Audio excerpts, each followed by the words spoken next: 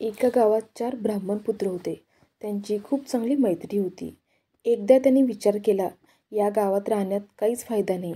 आपण दुसऱ्या शहरात जाऊन काहीतरी विद्या मिळवली पाहिजे. काही पाठांतर केले पाहिजे.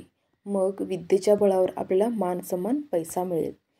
असा विचार करून ते चौघे प्रवासाला निघाले. एका गावातील पाठशाळेत जाऊन त्यांनी विद्याभ्यास सुरू केला. अनेक मंत्र पाठ केले. अध्ययन संपल्यावर ते आपल्या गावाकडे निघाले. वाटेत त्यांना मेलेल्या प्राण्याचा सांगाडा दिसला. तो पाहताच पहिला पंडित म्हणाला, मी माझ्या जवळच्या मंत्रसामर्थ्याने या सांगाड्यात रक्तानी मांस भरतो. असे बोलून त्याने त्या सांगाड्यात रक्त-मांस भरले. मग दुसरा पंडित म्हणाला, रक्त-मांस भरलेल्या सांगाड्यात कातडी चढवण्याची विद्या मला येते. असे सांगून त्याने त्या सांगाड्यावर कातडे चढविले.